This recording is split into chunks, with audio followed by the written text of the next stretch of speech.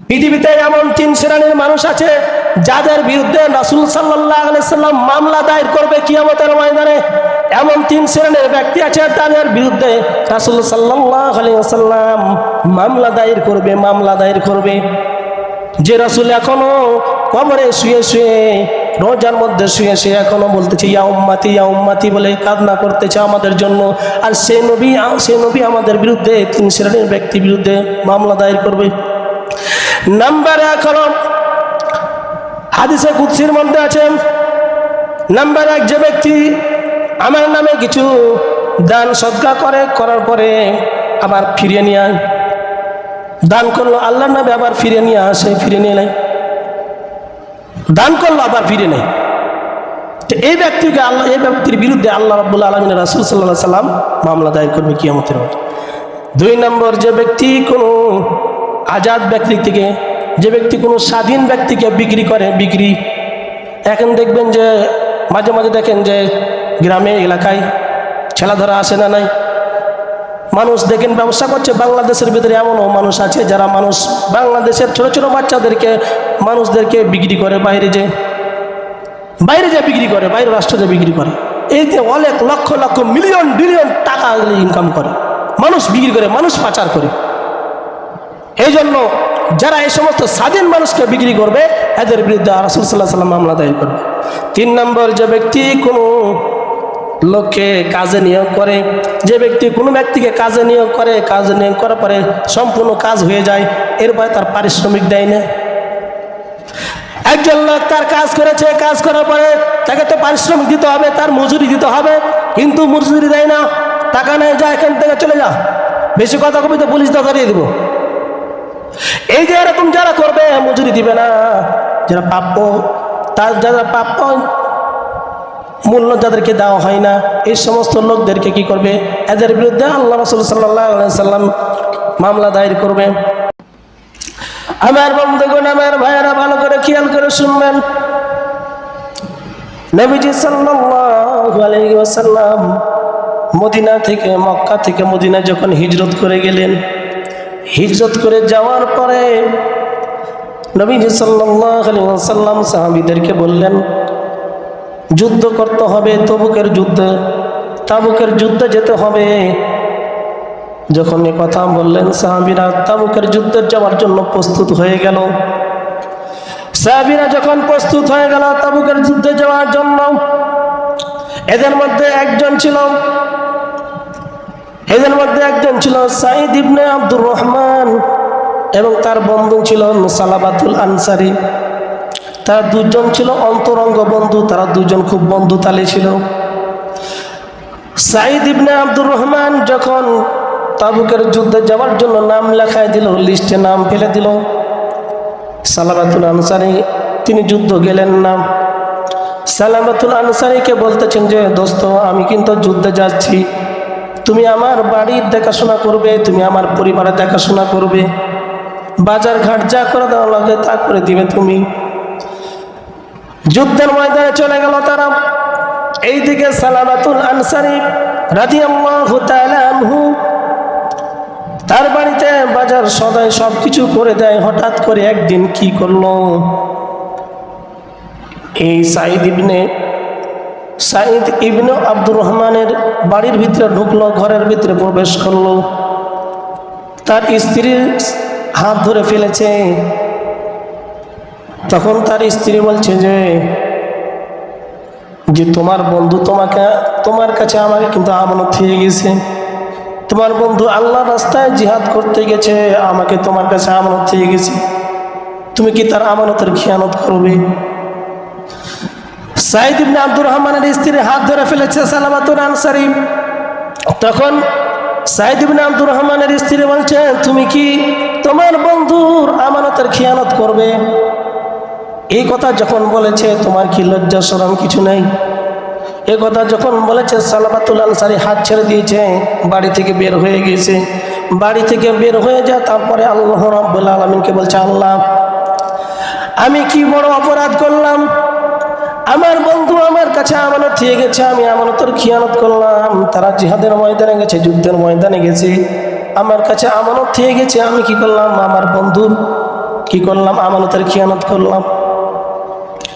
এবার যখন আমার বন্ধুগণ, আমার ভাইরা কি করলো, জিহাদের ময়দান থেকে যখন সবাই ফিরে আসলো, ফিরে আসার পরে সকলে যখন যারা জিহাদ থেকে ফিরে এসছে তাদেরকে অভ্যর্থনা জানানোর জন্য যখন তাদের কাছে যাচ্ছে, তো সালাবাতুল আনসারী নাই, কোথায় চলে গেছে খুঁজে পাওয়া যায় না। সাঈদ ইবনে আব্দুর রহমান তখন তাকে খোঁজার জন্য বের হলেন। বাড়িতে আসলেন, তার স্ত্রী বললেন যে ঘটনা বললেন যে এরকম এরকম ব্যাপার, আপনার বন্ধু আমার সাথে এই আচরণ করেছে। সাঈদ ইবনে আব্দুর রহমান তখন চলে গেলেন তাকে খোঁজার জন্য। দেখলেন এক জায়গাতে বসে আছে, তখন বলছে দোস্ত কি হয়েছে, চলো বাসায় চলো, চলো দাই। তখন সালামাতুল আনসারী রাদিয়াল্লাহু তাআলা বলছেন, আমি বাড়ি যাব না, আমি অপরাধ করেছি, আমার মতো অপরাধ পৃথিবীর আর কেউ করতে পারে না, সুতরাং আমি যদি বাড়ি যেতে নিয়ে চাও তাহলে আমার হাত পা বাঁধার পরে আমাকে রশি ধরে টানতে টানতে নিয়ে যাবে চোরের মতন করে, আমি অপরাধ করেছি এই জন্য। ঠিক আছে, তাকে বাঁধা হলো, হাত পা বেঁধে নিয়ে আসতেছে। এরপরে নিয়ে আসার পরে প্রথমে উমর রাদিয়াল্লাহু তাআলা দরবারে নিয়ে আসা হলো। উমর রাদিয়াল্লাহু তাআলা উমর রাদিয়াল্লাহু তাআলাকে বলতেছেন যে, হে আল্লাহর নবীর সাহাবী উমর, আমি একটা অপরাধ করেছি, আমাকে তওবা করার ব্যবস্থা আছে কি? উমর রাদিয়াল্লাহু তাআলা বললেন, তুমি কি অপরাধ করেছো? অপরাধের কথা শুনলো, বলছে না, তোমার অপরাধের ক্ষমা নাই। উমর রাদিয়াল্লাহু তাআলা তার দরবার থেকে তাকে বের করে দিলেন, সালাবাতুল আনসারীকে বের করে দিলেন। এবার চলে গেলেন আবু বকর সিদ্দিক রাদিয়াল্লাহু তাআলা দরবারে। যাওয়ার পরে বলছেন যে, হে আল্লাহর নবী সাহাবী আবু বকর, আমি অন্যায় করেছি, আমার কি অন্যায়ের ক্ষমা আছে কিনা নাই? আবু বকর সিদ্দিক রাদিয়াল্লাহু তাআলা যখন তার অপরাধের কথা শুনলেন, বলে তোমার ক্ষমা নাই, তুমি আমার দরবার থেকে বের হয়ে যাও। আবু বকর সিদ্দিক রাদিয়াল্লাহু তাআলা বের করে দিলেন। এরপরে চলে গেল হযরত আলী রাদিয়াল্লাহু তাআলা দরবারে। আলী রাদিয়াল্লাহু তাআলাকে বলছেন যে, হে নবীর সাহাবী, আমি একটা অপরাধ করেছি, এই অপরাধের কি আল্লাহর দরবারে আমার ক্ষমা হবে না? তখন আলী রাদিয়াল্লাহু তাআলা বললেন, কি অপরাধ করেছো? যখন বললেন অপরাধের কথা, তখন বলছেন না, তোমার ক্ষমা নাই, তুমি আমার দরবার থেকে বের হয়ে যাও। আলী রাদিয়াল্লাহু তাআলা বের করে দিলেন। লম্বা ঘটনা। এক পর্যায়ে নবী করিম সাল্লাল্লাহু আলাইহি ওয়াসাল্লামের দরবারে আসলেন। আসার পরে বলছেন, ইয়া রাসূলুল্লাহ, ইয়া হাবিবাল্লাহ, আমি একটা অন্যায় করেছি, আমার কি পাপের ক্ষমা আছে না নাই? নবীজি সাল্লাল্লাহু আলাইহি ওয়াসাল্লাম বললেন, তুমি কি অপরাধ করেছো?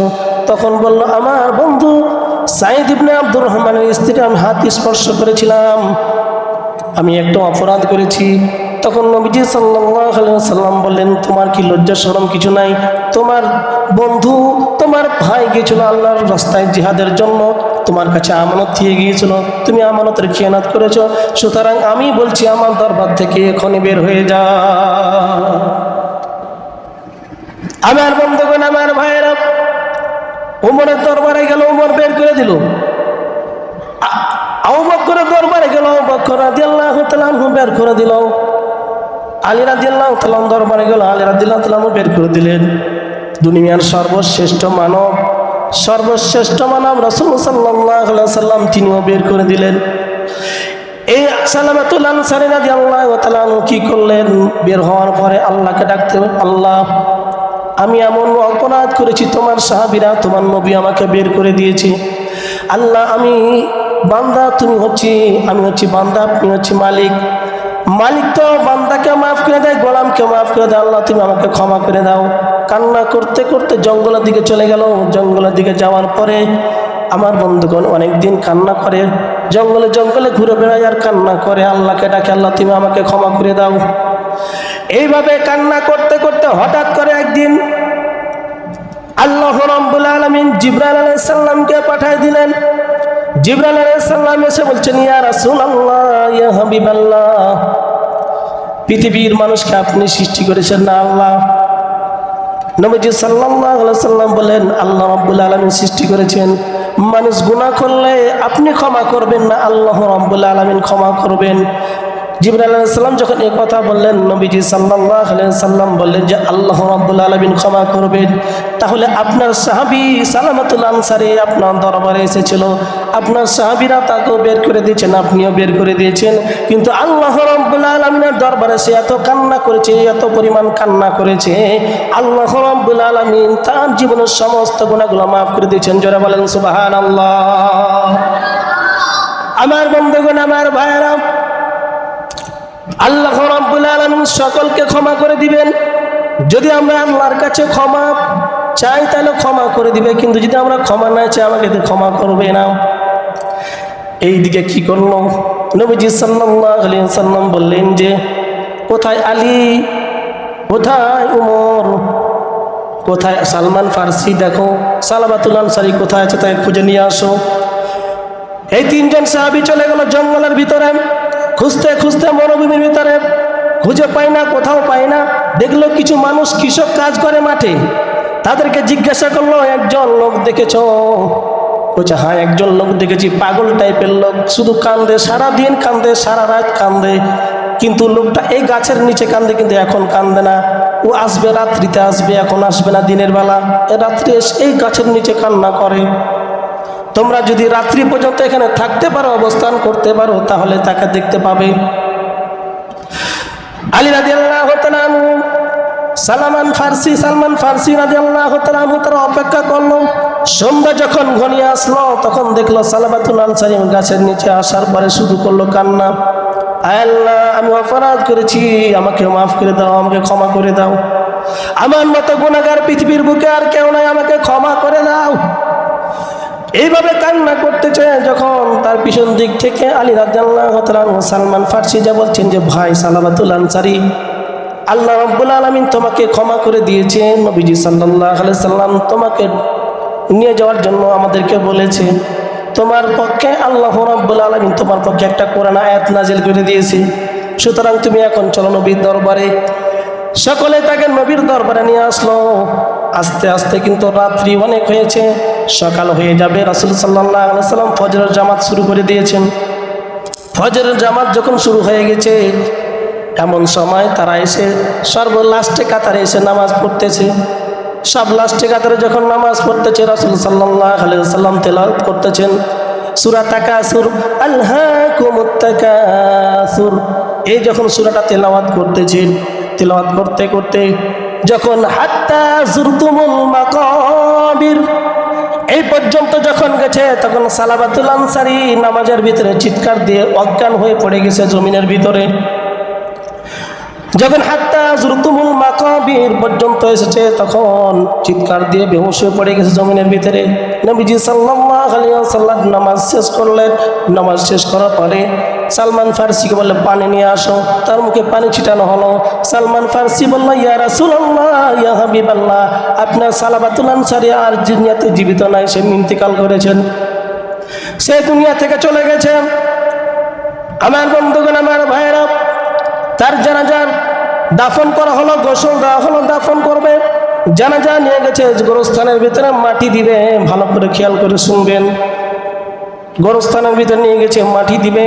নবীজি সাল্লাল্লাহু আলাইহি ওয়াসাল্লাম গোরস্থানের ভিতরে যাচ্ছেন, কিন্তু রাসূল সাল্লাল্লাহু আলাইহি ওয়াসাল্লাম স্বাভাবিকভাবে হেঁটে যাচ্ছেন না, আঙ্গুলের উপর ভর দিয়ে হেঁটে যাচ্ছেন। পায়ের 10টা আঙ্গুল আছে, আঙ্গুলের উপর ভর দিয়ে যাচ্ছেন। গুল্লা ঠেকায় না, আপনার নিচে জমিনে ঠেকে না, শুধু পায়ের আঙ্গুলের উপর হেঁটে যাচ্ছেন।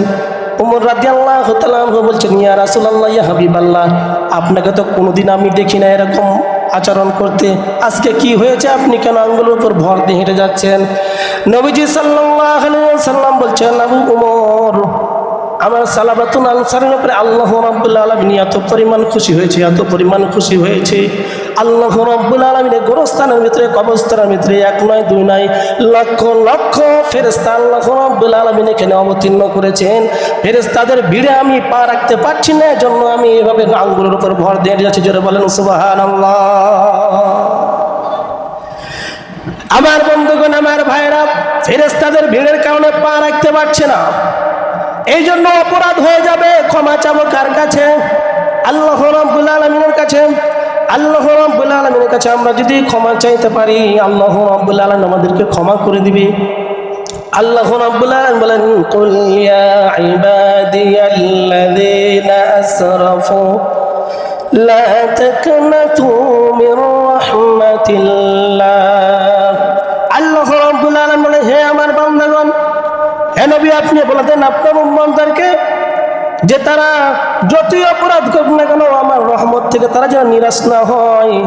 কেন আমি আল্লাহ রাব্বুল আলামিন, আমার রহমত দয়া অনেক বেশি, এই জন্য ক্ষমা করে দিবেন আল্লাহ রাব্বুল আলামিন। এই জন্য গুনাহ হয়ে যাবে অনেক, কিন্তু আমাদেরকে ক্ষমা চাইতে হবে কার কাছে? আল্লাহর কাছে। এই জন্য ক্ষমা চাবো কার কাছে? আল্লাহর কাছে। দেখেন এত বড় অপরাধ করেছে, কিন্তু আমরা অপরাধ করে ক্ষমা চাই না, তওবা করি না। কিন্তু এমন তওবা করেছে যে আল্লাহ রাব্বুল আলামিন লক্ষ লক্ষ ফেরেশতা দুনিয়ার জমিনে পাঠায় দিয়েছে। এই জন্য গুনাহ হয়ে যাবে, ছোট্ট গুনাহ তওবা করতে হবে। আমার বন্ধুগণ, আমার ভাইয়েরা, এই জন্য আমরা আল্লাহ রাব্বুল আলামিনের দরবারে তওবা করব। নবীজি সাল্লাল্লাহু আলাইহি ওয়াসাল্লাম, আবু বকর সিদ্দিক রাদিয়াল্লাহু তাআলা আনহু, আমার নবী আপনার নবী সর্বশ্রেষ্ঠ নবী, সর্বশেষ নবী আমাদের নবী। আমাদের নবীর পরে আর কোনো নবী আসবে না। আল্লাহ রাব্বুল আলামিন বলেন, মা কানা মুহাম্মাদুন আবা আহাদিম মির রিজালিকুম ওয়ালাকির রাসূলুল্লাহ ওয়া খাতামান নাবিয়্যিন। আমার নবী হচ্ছে সর্বশ্রেষ্ঠ নবী, আমার নবী সর্বশেষ নবী। আমাদের নবীর পরে আর কোনো নবী পৃথিবীতে আসবে না। কেউ যদি বিশ্বাস করে যে আমার নবীর পরে পৃথিবীতে আর কোনো নবী আসবে, তাহলে সে ঈমানদার থাকতে পারে না, সে কাফের হয়ে যাবে। আমাদের নবী হচ্ছে সর্বশেষ নবী, আর নবী আসবে না। আমার বন্ধুগণ, আমার ভাইরা, আমার নবী আপনার নবী আল্লাহ রাব্বুল আলামিন পৃথিবীবাসীর জন্য রহমত হিসেবে পাঠিয়ে দিয়েছেন। আল্লাহ রাব্বুল আলামিন, ওয়া মা আরসালনাকা ইল্লা রাহমাতাল লিল আলামিন। আল্লাহ রাব্বুল আলামিন বলেন, আমি বিশ্ববাসীর জন্য আমি আপনার হাবিব, আমার হাবিবকে রহমত হিসেবে পাঠিয়ে দিয়েছি, বরকত হিসেবে পাঠিয়ে দিয়েছি। আমার নবী কেমন বরকতি নবী, ঘটনা একটা বলছি শুনে। হযরত আবু বকর সিদ্দিক রাদিয়াল্লাহু তাআলা আনহু এবং নবীজি সাল্লাল্লাহু আলাইহি ওয়াসাল্লাম মক্কা থেকে মদিনার দিকে হিজরত করলেন। যাচ্ছেন রাস্তায়, মক্কা থেকে মদিনা 450 কিলোমিটার এখন বর্তমান, কিন্তু পায়ে হেঁটে যেতে গেলে হাজার হাজার কিলোমিটার। এই যে 400-450 কিলোমিটার নবীজি সাল্লাল্লাহু আলাইহি ওয়াসাল্লাম আবু বকরকে নিয়ে চলতেছেন। চলতে চলতে চলতে চলতে মরুভূমির ভিতরে ক্লান্ত হয়ে গেছেন। আবু বকরকে বলছে, আবু বকর আমি তো ক্লান্ত হয়ে গেছি, আমি তো হাঁটতে পারছি না। নবীজি সাল্লাল্লাহু আলাইহি ওয়াসাল্লাম যখন এই কথা বললেন, আবু বকর বলছেন, ইয়া রাসূলুল্লাহ, ইয়া হাবিবাল্লাহ, আপনি দাঁড়ান, আমি আপনাকে কোলে তুলে নিচ্ছি। জোরে বলেন সুবহানাল্লাহ। আমার বন্ধুগণ, আমার ভাইয়েরা, আবু বকর সিদ্দিক রাদিয়াল্লাহু তাআলা আনহু নবীজিকে কোলে তুলে নিলেন। যখন কোলে নিলেন, আবু বকর সিদ্দিক রাদিয়াল্লাহু তাআলা বলছেন যে আমি যে রাসূলকে কোলে নিলাম, মনে হচ্ছে আমি কিছু কোলে নিয়ে মনে এত হালকা মনে হচ্ছে। আল্লাহ তাআলা কি করেছেন, হালকা করে দিচ্ছেন। এরপরে কিছু দূর যাওয়ার পরে নবীজি বললেন, আবু বকর আমাকে নামায় দাও, আবু বকর আমাকে নামায় দাও। নামায় দেওয়া হলো। এরপরে পাহাড়ি এলাকায় দিয়ে পাথরের মধ্যে চলতেছে। দেখলেন আবু বকর সিদ্দিক রাদিয়াল্লাহু তাআলা আনহু দেখলেন নবীজি পাথরের উপরে পা দেয়। পাথর কিন্তু শক্ত, যখন পাথরের উপরে পা দেয় তখন পাথরগুলো তুলার মতো নরম হয়ে যায়। জোরে বলেন সুবহানাল্লাহ। পাথরের উপরে পা দেয়, পাথর নরম হয়ে যায়। আবু বকর যখন পা দেয় তখন শক্ত হয়ে যায়, নবীজি যখন পা দেয় তখন নরম হয়ে যায়। এইভাবে চলতে চলতে রৌদ্র পড়তেছে, দেখলো যে আকাশের মেঘমালাগুলো আমার আপনার নবীকে ছায়া দিচ্ছে। জোরে বলেন সুবহানাল্লাহ। আমার আপনার নবীকে পাথর চিনতে পারে, আকাশের মেঘ চিনতে পারে, কিন্তু আমরা উম্মত চিনতে পারি না। আমার বন্ধুগণ, আমার ভাইয়েরা, এক পর্যায়ে নবীজি সাল্লাল্লাহু আলাইহি ওয়াসাল্লাম বললেন যে আবু বকর আমার খুব তৃষ্ণা পেয়েছে, আমাকে পিপাসা লেগেছে, আমি পানি খাবো। আবু বকর সিদ্দিক রাদিয়াল্লাহু তাআলা বললেন, ইয়া রাসূলুল্লাহ, ইয়া হাবিবাল্লাহ, যতটুকু পানি নিয়ে আসছিলাম আমাদের পানি শেষ হয়ে গেছে, ফুরাই গেছে, আমার কাছে তো কোনো পানি নাই, এখন পানি পাবো কোথায়? দেখো কোথায় কোনো বাড়ি টাড়ি ঘর টর আছে কিনা। চলতে লাগলেন, চলতে চলতে দেখলেন একটা সুন্দর একটা কুঠুরি, একটা বাড়ি আছে ভাঙাচুরা। আবু বকর সিদ্দিক রাদিয়াল্লাহু তাআলা বললেন যে ইয়া রাসূলুল্লাহ, ইয়া হাবিবাল্লাহ, ওই যে দেখা যায় একটা বাড়ি, দেখা যাক সেখানে কোনো খাবার পাই কিনা, কোনো পানি পাই কিনা। আবু বকর সিদ্দিক রাদিয়াল্লাহু তাআলা বাড়িতে গেলেন, যাওয়ার পরে নক করলেন। কেউ আছো নাকি বাড়িতে? ভিতর থেকে একজন মহিলা বললেন, আমার স্বামী বাড়িতে নাই, কে আপনারা? আবু বকর সিদ্দিক রাদিয়াল্লাহু তাআলা আনহু বললেন, আমরা মুসাফির, মক্কা থেকে এসেছি, মদিনা যাব, আমাদের অত্যন্ত ক্ষুধা লেগেছে, কোনো খাবার থাকলে দেন। মহিলা তখন বাড়ির ভিতর থেকে বলতেছে যে ভাই, আমার বাড়িতে কোনো খাবার নাই, আমি একজন গরিব মানুষ, আমার বাড়িতে কোনো খাবার নাই। বলছে খাবার নাই? নবীজি বললেন, আবু বকর তার কাছ থেকে পানি চাও, খাবার না দিতে পারবে, পানি চাও। আবু বকর সিদ্দিক রাদিয়াল্লাহু তাআলা আনহু বললেন যে বোন, আমাদেরকে কিছু পানি দিন। সেই মহিলা তখন বলতেছেন যে দেখেন, আমার স্বামী গেছে বকরি চড়াইতে মাঠের ভিতরে, আমার ঘরে কোনো পানি নাই। আমার স্বামী যখন সন্ধ্যাবেলা বকরি চড়িয়ে আসে, তখন আমার স্বামী এক মশক পানি নিয়ে আসে, ওটা দিয়ে আমরা পান করি। সুতরাং আমার ঘরে খাবারও নাই, কোনো পানিও নাই, খাবারও নাই, কিও নাই, পানিও নাই। সুতরাং আপনারা যদি সন্ধ্যা পর্যন্ত ওয়েট করতে পারেন, থাকতে পারেন, তাহলে আপনার পানির ব্যবস্থা করতে পারবো। নবীজি সাল্লাল্লাহু আলাইহি ওয়াসাল্লাম বলেন, আবু বকর দেখছো তার বাড়ির সামনে একটা কিন্তু বকরি বাঁধা আছে, বলো যে বকরিটা আমাদেরকে দিবে কিনা, দুধ দহন করব। তখন কিতাবের মধ্যে লিখতেছে ওই সাহাবীর নাম, ওই যুবকের নাম ছিল আবু মাবাদ, তার স্ত্রীর নাম হচ্ছে উম্মে মাবাদ। এই আবু মাবাদের স্ত্রী তাকে বললো, আবু বকর সিদ্দিক রাদিয়াল্লাহু তাআলা আনহু বললো যে বোন, তোমার বাড়ির সামনে একটা ছাগল বাঁধা আছে, বকরি বাঁধা আছে, বকরি চিনেন না? বকরি বাঁধা আছে, সে বকরিটা কি দেওয়া যাবে, আমরা দুধ পান করব। তখন বললো যে বকরিটা তো একদম দুর্বল, হাঁটতে পারে না, চলতে পারে না, এই জন্য তাকে বাড়িতে রেখে গেছে, তার তো দুধ নাই, সে একদম মরা, ঠেলা দিলে উল্টে পড়বে, আপনারা কি হবে সেখানে দুধ পান করবেন? নবীজি সাল্লাল্লাহু আলাইহি ওয়াসাল্লাম আবু বকরকে শিখাই দিচ্ছে, বলো যে আমাদেরকে অনুমতি দাও, আমরা দুধ পান করব। মহিলা বলছে না, এত দুর্বল কিভাবে সে দুধ দিবে, এটা তো দেওয়া যাবে না। নবীজি সাল্লাল্লাহু আলাইহি ওয়াসাল্লাম আবার বললেন যে বলো যে আমাদেরকে ছাগলটা দেখে আমরা দুধ পান করব। আমার আপনার নবী কত বরকতি নবী দেখেন। তখন বললে যে নাছোড় বান্দা, তোমরা যখন ঠিক আছে নিয়ে যাও।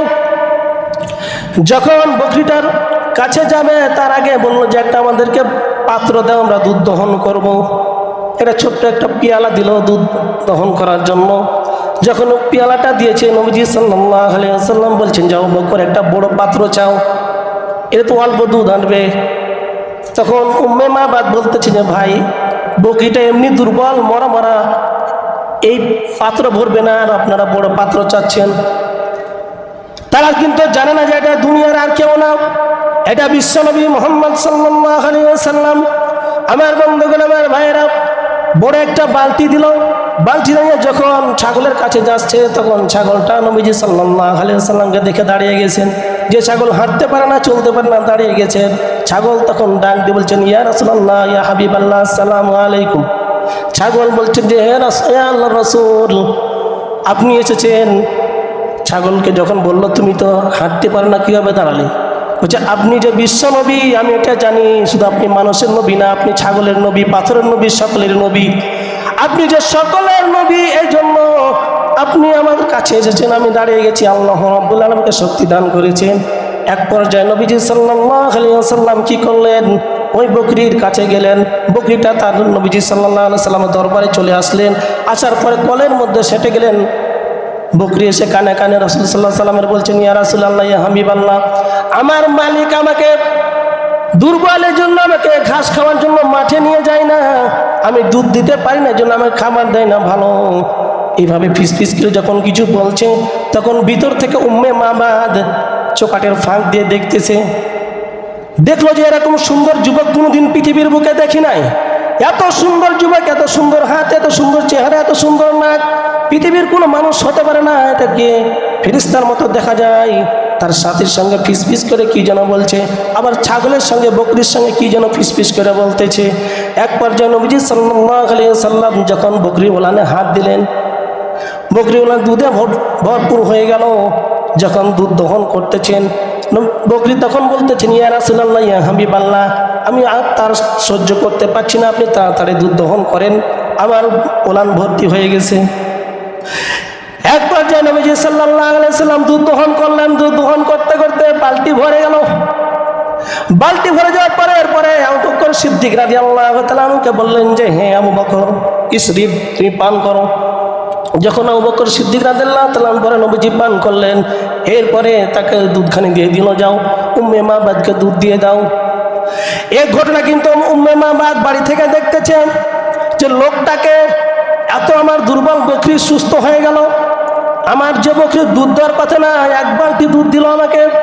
এরপরে যখন তারা চলে যাচ্ছে মদিনার দিকে, তখন বাড়ি থেকে বের হয়ে দেখতেছি যে তোমরা কারা গো মুসাফির, তোমরা যতক্ষণ আমার বাড়িতে ছিলে আমার বাড়িটা শুকরানে ভর্তি হয়ে গেছে, আমার বাড়িতে বরকতে ভরপুর হয়ে গেছে, আমার পরিবারে বরকতে ভরপুর হয়ে গেছে, তোমরা কারা?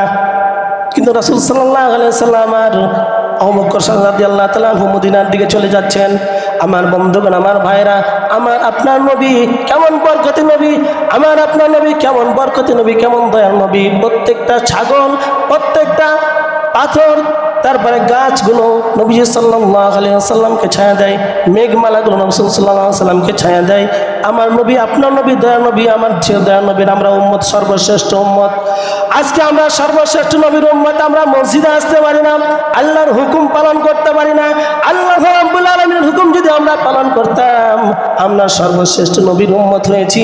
কিন্তু আমরা মুখে মুখে উম্মত দাবি করি, আমরা অন্তর দিয়ে নবীকে ভালোবাসি না। জোরে বলেন ঠিক কিনা? আমার বন্ধুগণ, আমার ভাইরা, এই জন্য নবীর উম্মত আমরা হয়েছি, আমরা সর্বশ্রেষ্ঠ নবীর উম্মত, সর্বশেষ নবীর উম্মত। আমাদের মর্যাদা অনেক বেশি, আমাদের মর্যাদা কি অনেক বেশি, অনেক বেশি আমাদের মর্যাদা। কিন্তু আমরা মর্যাদাবান হয়ে আমরা আমাদের মর্যাদা ঠিক রাখতে পারি না। এই জন্য আমাদের মর্যাদা ঠিক রাখার জন্য আল্লাহ রাব্বুল আলামিনের হুকুম মানতে হবে, নবীজি সাল্লাল্লাহু আলাইহি ওয়াসাল্লামের তরিকা অনুযায়ী, হুকুম অনুযায়ী চলতে হবে।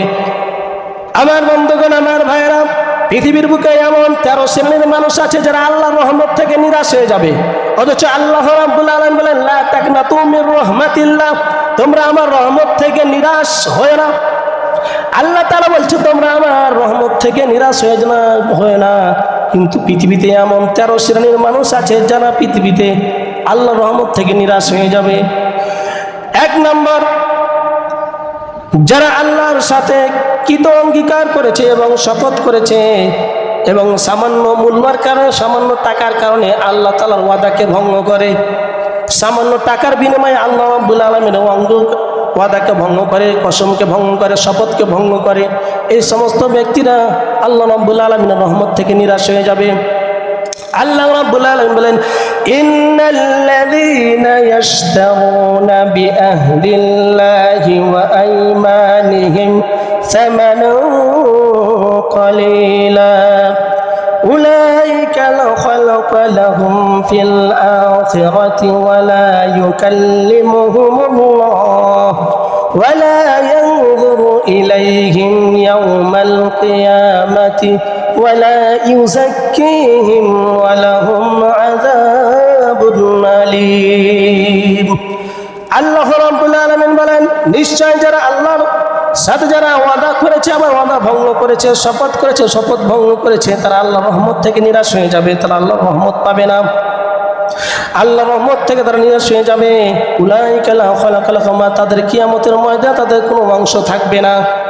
আল্লাহ রাব্বুল আলামিন তারপরে কি বলতেছেন, ওয়ালা ইউকাল্লিমুহুমুল্লাহ, আল্লাহ রাব্বুল আলামিন তাদের সঙ্গে কিয়ামতের ময়দানে তাদের সঙ্গে কথা বলবে না।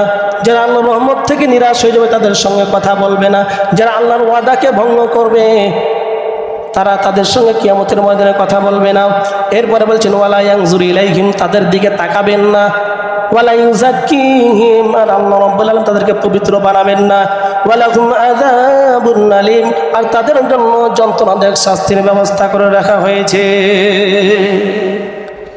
এই জন্য আল্লাহ যে ওয়াদা করেছে, আল্লাহ যে ওয়াদা দিয়েছে, তোমরা যদি আমার ইবাদত করো আমি জান্নাত দিব, তোমরা যদি নামাজ পড়ো, তোমরা যদি রোজা রাখো, তোমরা যদি হজ করো, তোমরা যদি ভালো কাজ করো, আমি তোমাদের জান্নাত দিব।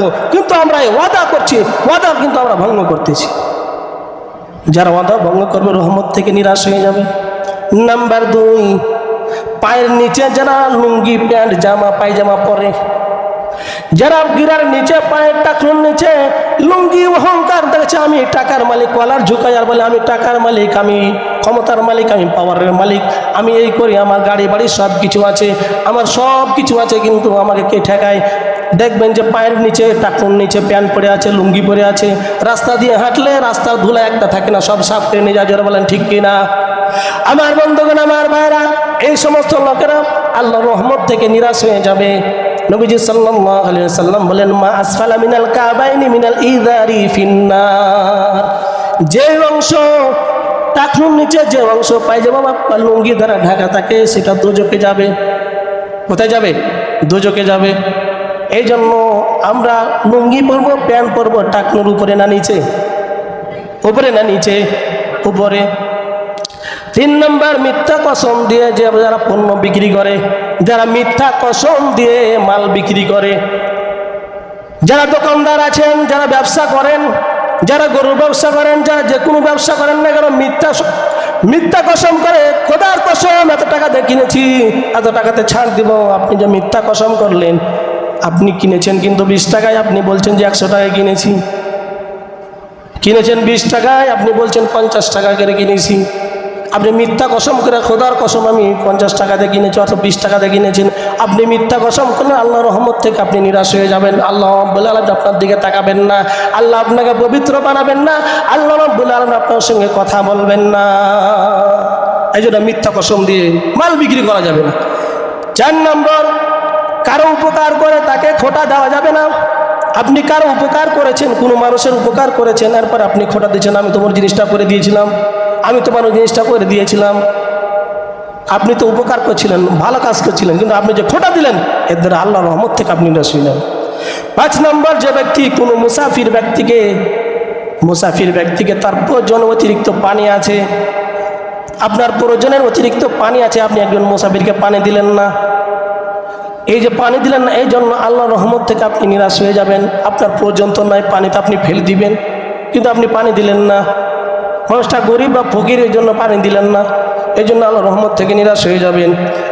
6 নম্বর, যে ব্যক্তি পার্থিব লোভের আশায়, দুনিয়ার লোভের আশায় কোনো মুসলিম শাসকের কাছ থেকে আপনি ওয়াদা করলেন, মানে কিছু পাওয়ার জন্য, কিছু মালপাতি পাওয়ার জন্য কি করলেন? ওয়াদা ভঙ্গ করলেন, ওয়াদা করলেন, এই ব্যক্তিও আল্লাহর রহমত থেকে নিরাশ হয়ে যাবে। 7 নম্বর, বৃদ্ধা বয়সে যারা জেনা করে, শাইখুন জানি, যারা বৃদ্ধা বয়সে জেনা করে। নাম্বার 8 হলো মিথ্যুক শাসক, মিথ্যুক বাদশাহ, মিথ্যুক রাষ্ট্রপ্রধান, এরা হলো কথায় আল্লাহর রহমত থেকে নিরাশ হয়ে যাবে। 3 নম্বর, অহংকারী দারিদ্র, অহংকারী ফকির, অহংকারী দারিদ্র। নবীজি সাল্লাল্লাহু আলাইহি ওয়াসাল্লাম হাদিসের মধ্যে বলেন, আল্লাহ রাব্বুল আলামিন, রাসূল সাল্লাল্লাহু আলাইহি ওয়াসাল্লাম বলেন, কিয়ামতের দিন 3 ব্যক্তির সঙ্গে কথা বলবেন না, 3 ব্যক্তির দিকে তাকাবেন না, 3 ব্যক্তিকে পবিত্র বানাবেন না। নাম্বার 1 হলো শাইখুন জানি, যে বৃদ্ধ বয়সে জেনা করে। নাম্বার 2 হলো মিথ্যাবাদী শাসক, মালিকুন কাজ্জাব, মিথ্যাবাদী শাসক। 3 নম্বর হলো অহংকারী দাম্ভিক, আইলুন মুস্তাকবির, অহংকারী দারিদ্র ব্যক্তি, এদের সঙ্গে কথা বলবেন না। 10 নম্বর, পিতামাতার অবাধ্য সন্তান, যারা পিতামাতার কথা শুনে না, যারা পিতামাতার কথা শুনে না, এমন সন্তান বাংলাদেশে আছে না নাই? এই গ্রামে মনে হয় নাই? আছে না নাই?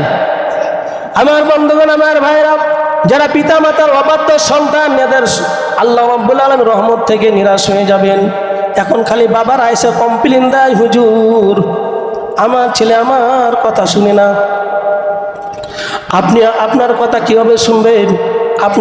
আপনি যে বাবা, আপনার 3টা হক ছিল, হক অনেকগুলো আছে, কিন্তু স্পেশাল 3টা হক ছিল, বলবো।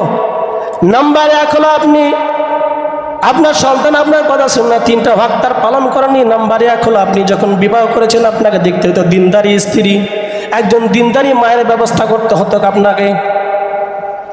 2 নম্বর, আপনি যে আপনার সন্তানের নাম রেখেছেন, আপনি কোরআন হাদিস থেকে সন্তানের নাম রেখেন, নাট বল্টু, সল্টু পল্টু, এরকম আছে না নাই? সাকিব খান, হ্যাঁ, সালমান খান, যত রকম নায়ক নায়িকার নাম আছে, এগুলো নাম রাখে।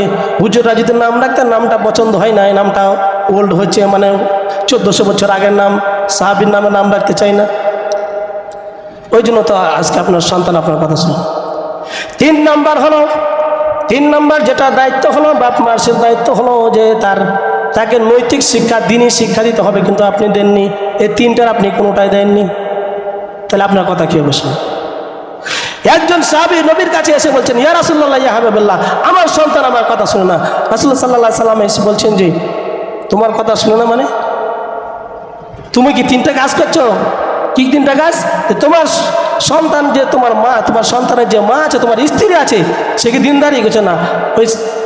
ওই ছেলে বলছে যে আমার মা কিন্তু নর্তকী, আমার মা একজন সুন্দরী কিন্তু নর্তকী, আমার মা কিন্তু কোনো নামাজ কালাম কিছু পড়ে না।